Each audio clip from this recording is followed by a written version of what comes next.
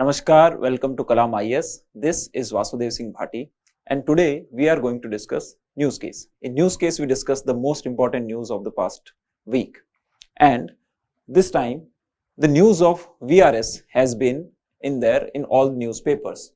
So the government informed the parliament that more than 800 IRS officers have taken voluntary retirement under VRS in the past 10 years.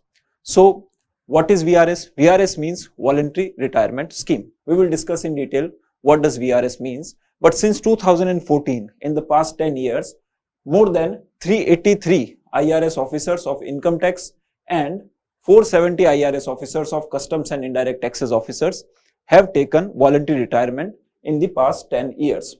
Apart from that, we have also seen resignation from various civil servants. For example, the Roman Seni resigned civil services to pursue his career in education sector, and Shah Faisal resigned from the civil services to pursue his career in the politics, but he also later on joined the civil services back.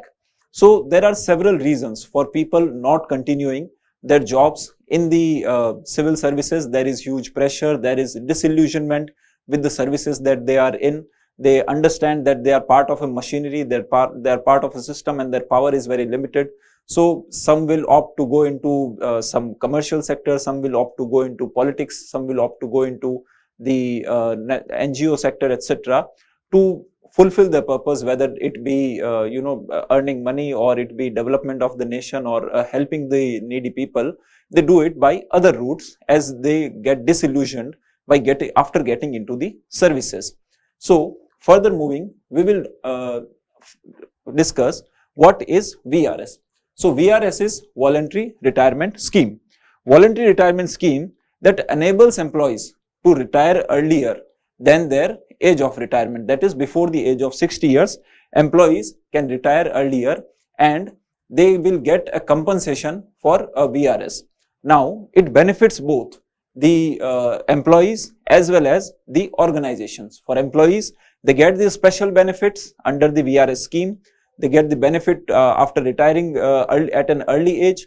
At the same time, for the organization, it saves cost as they do not have to pay salary to more number of people. If certain organization has huge number of employees and want to reduce its operating cost, they can pursue and tell the employees that if you want, you can go into the VRS. But one thing that we need to be sure about, that VRS is completely 100% voluntary. No organization can force the employees to go into the VRS. No organization can force the employees to go into VRS. So all the VRS that we hear in the news are taken by the employees voluntarily. So what are the conditions for which eligibility for the VRS schemes for the employees? So recently in 2024, guidelines were issued for central government employees under NPS to be eligible for the VRS.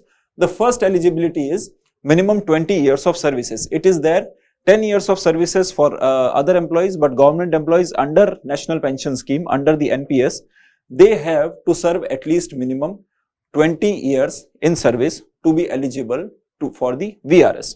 Second is, they have to give a written notice at least 3 months in advance, and finally, they can also withdraw the written notice at least 15 days before the date of retirement. So VRS is available to employees, but they have to serve a minimum time period before which they cannot retire. For example, in many government organizations, it is for many government services also, it is 10 years, and in many private companies also they provide VRS services. But for the government organization under government employees under NPS, the minimum tenure is 20 years, plus they have to give a 3 months notice period to the organizations.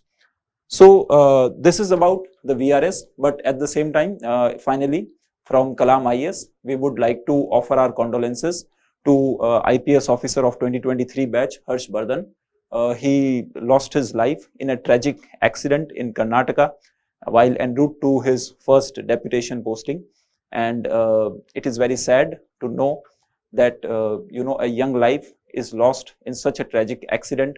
Now, whosoever may be at fault, whether it is the road engineer, whether it is the maintenance of the car or the driver, but we can debate about it. But at the same time, we know that you know, a young life is lost, a deserving life is lost, and there is no recovery from that.